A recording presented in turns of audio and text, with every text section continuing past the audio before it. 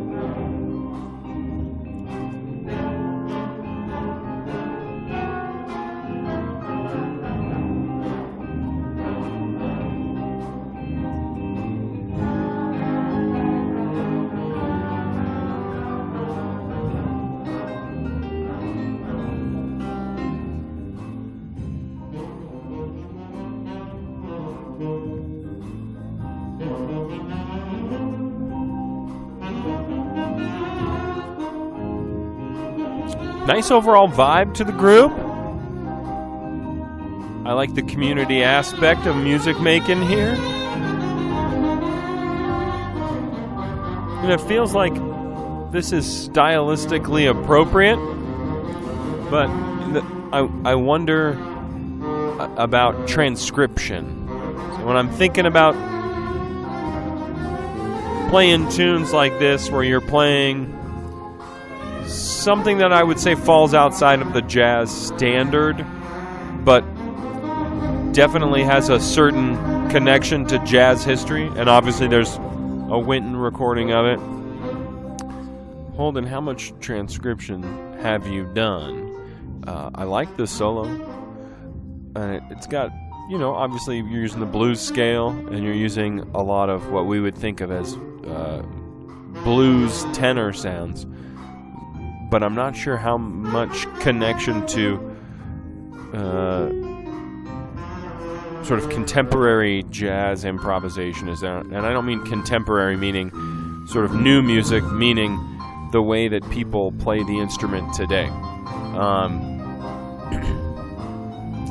I'm assuming if there's a Winton recording, it's, James Carter, Victor Goines playing on this, someone of that vibe. And, it's one thing to get up and explore and play your own thing. It's another thing to feel like, wow, this is a person who's really studied how people approach this tune. And that's really individual work. I mean, that's work to do with you and a private teacher. And if you're not taking private lessons, and, that's... If someone is enthusiastic enough to play in a combo, then it's my hope that everyone in the combo is taking private lessons. Because there's only a certain amount of work that can be done in a small group setting.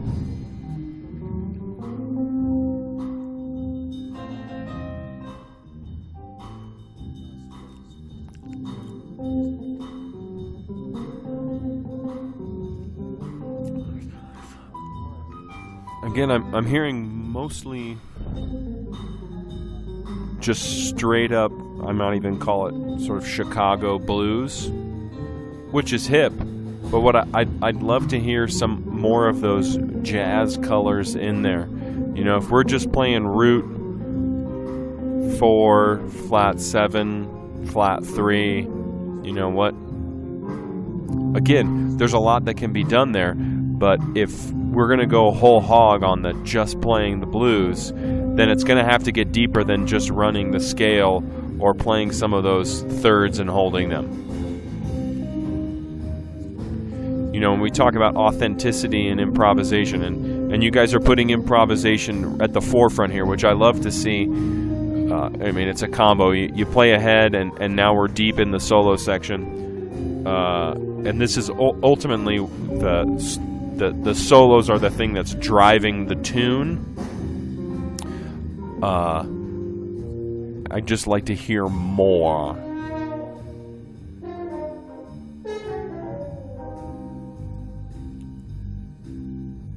It is a it is a tough goal to play a minor bluesy thing like this and not just have it sound like another minor blues, but to have it sound like your minor blues or your particular approach to playing.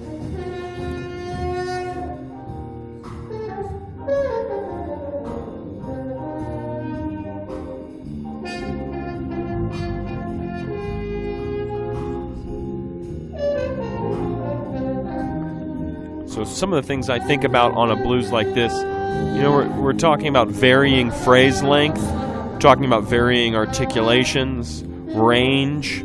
Think about all the parameters that you can use. You guys are, the winds are doing a nice job of altering tone color. We got the plunger, we had some of the growling stuff on the saxophone. But we also have to think about the contour of the solo. So if we made a list of all of the characteristics, all of the variables that we can use, we're talking about melodic, harmonic, rhythm, timbre. On a tune like this, that we have this repeated form over and over again, in a nice medium tempo that's harmonically familiar, I think what I'm listening for is to hear more variation in all of those other aspects.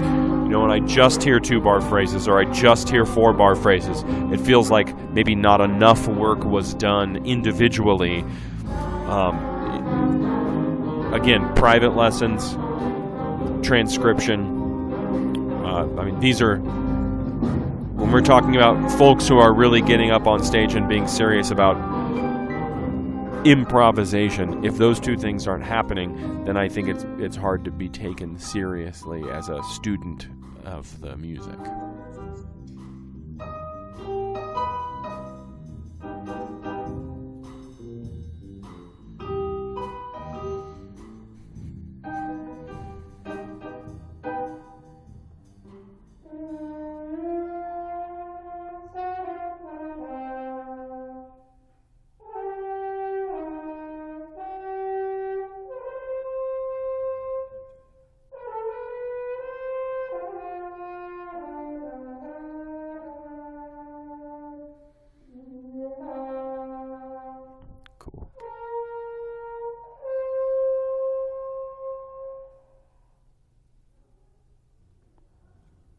Yeah, nice work. So there's a lot of work out there with the plunger too that can be done.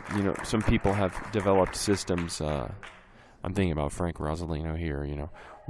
Where do you put the mute to get different sounds? And I think he calls them stations.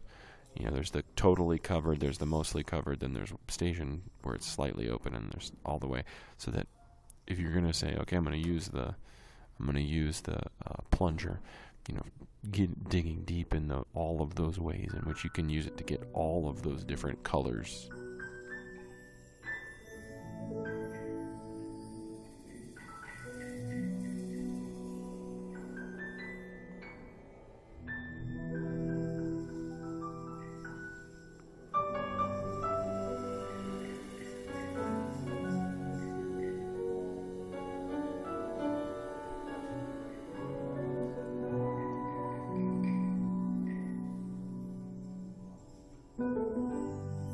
Cool.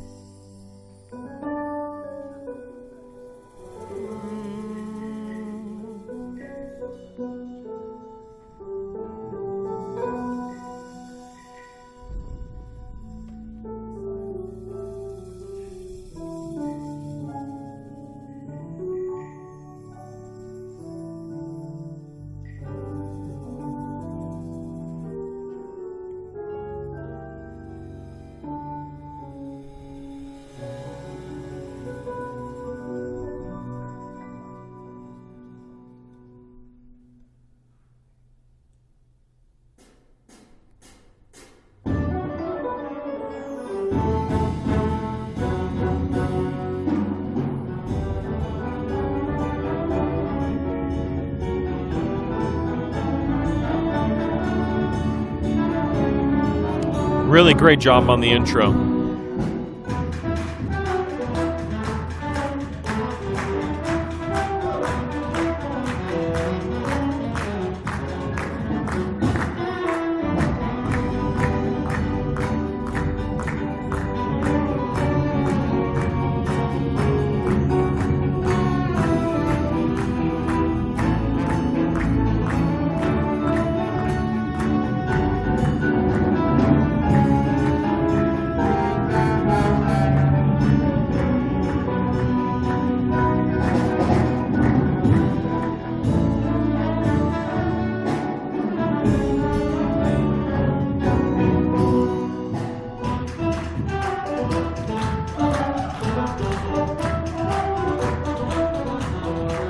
Nice work, horns.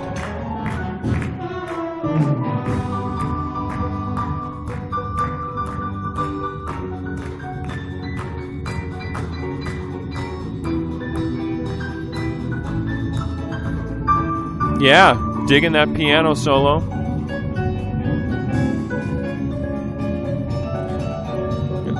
This is a pretty complex tune. You guys are doing a very nice job of it.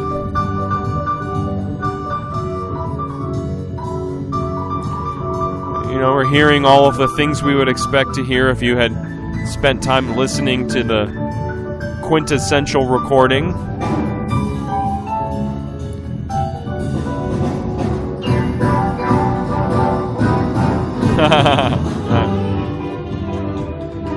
Yeah. So that blues thing and that sort of bluesy tone thing here doesn't necessarily vibe with what like Joe Farrell's doing on the record, playing flute. You know, again, this is one of those tunes. I think transcription is key. Otherwise, you're sort of reading chord changes and guessing, and it gets into this vibe. When I start to hear repeated notes, da da da da da da da da da da, it doesn't necessarily sound like, oh, I'm playing in this style. It sounds a little like it's a fast tempo and I'm not quite sure how to negotiate these changes.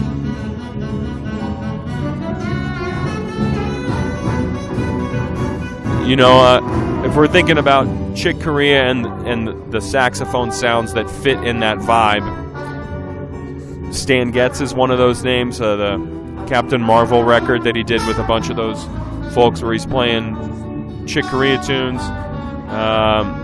If we think about, again, Joe Farrell, what he's playing, where he's playing flute, soprano, tenor, it's a certain vibe that would be worth investigating if you're going to look, Holden, you're obviously into this. I just want to hear more. Transcription, I think, is the way to go. Private lessons are the way to go. Again, maybe you're doing these things and they're just not showing up on these charts. But some of that is, look, you can play bluesy on one tune, but on the next tune, you can't. It's not stylistically appropriate to play with all the same approach, especially given that other folks in the band are changing their style approach: piano, bass, drums.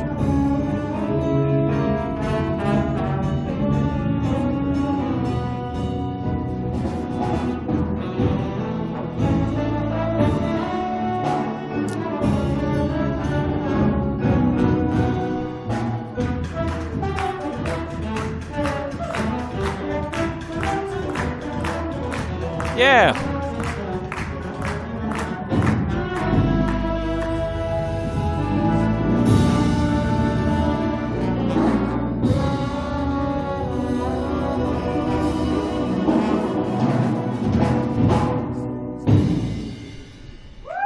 Nice work. Not an easy tune. You got a lot of, a lot to negotiate in that. Very nice job. So as I'm thinking about what's the next step for folks, I think the other thing is to get everyone else involved in improvising. We basically heard piano intro, one piano solo, a little guitar, and then tenor and trombone mostly. It'd be great to have heard a drum solo on that tune. Be really nice to hear something that sounds like a group transcription, where every aspect of it is an attempt to be faithful, not simply for the sake of recreating, but to recreate for the purpose of really assimilating what's going on there, developing a deeper approach of how to change styles quickly, and how to approach improvisation in different ways. Anyway, enjoyed the set. Cool tunes. Thanks so much for sharing.